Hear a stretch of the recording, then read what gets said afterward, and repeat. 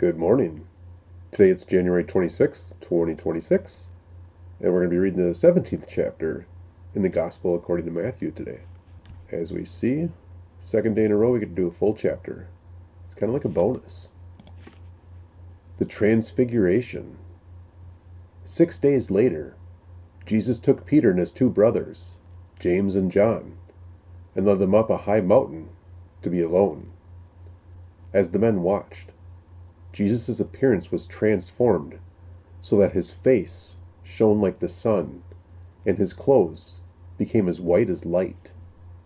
Suddenly, Moses and Elijah appeared and began talking with Jesus. Peter exclaimed, "Lord, it's wonderful for us to be here. If you want, I'll make 3 shelters as memorials, one for you, one for Moses, and one for Elijah." But even as he spoke, a bright cloud overshadowed them, and a voice from the cloud said, "This is my dearly loved Son, who brings me great joy. Listen to him." The disciples were terrified and fell face down on the ground. Then Jesus came over and touched them. "Get up," he said. "Don't be afraid." And when they looked up, Moses and Elijah were gone, and they saw only Jesus. As they went back down the mountain, Jesus commanded them, "Don't tell anyone what you have seen until the Son of Man has been raised from the dead." Then his disciples asked him, "Why do the teachers of religious law insist that Elijah must return before the Messiah comes?" Jesus replied, "Elijah is indeed coming, first to get everything ready. But I tell you, Elijah has already come, but he wasn't recognized, and they chose to abuse him, and in the same way, they will also make the Son of Man suffer." Then the disciples realized he was talking about John the Baptist. Jesus heals a demon-possessed boy.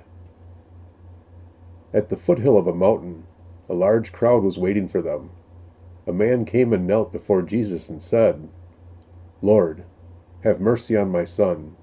He has seizures and suffers terribly. He often falls into the fire or into the water. So I brought him to your disciples, but they couldn't heal him." Jesus said, "You faithless and corrupt people, how long must I be with you? How long must I put up with you? Bring the boy here to me." Boy, Jesus sounds a little perturbed. Then Jesus rebuked the demon in the boy, and it left him.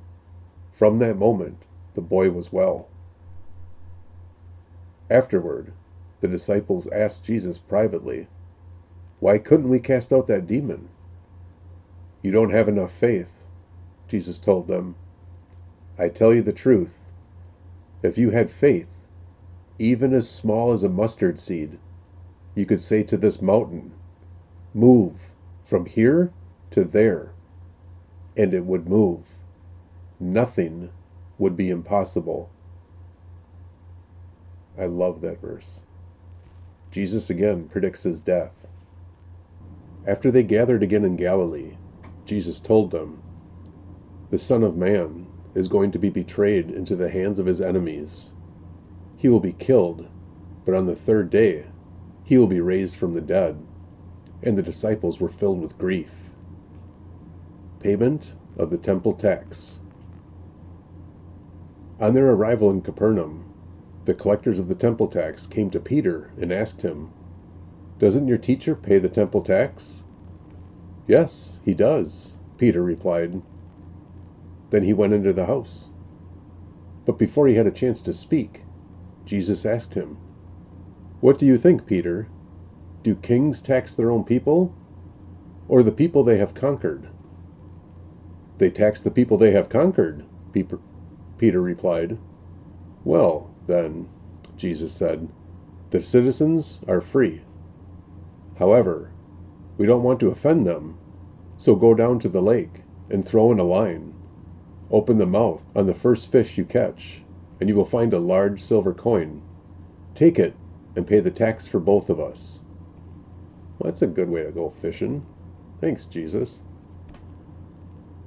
All right, hope you're doing well. Have an incredible day. Take care and God bless.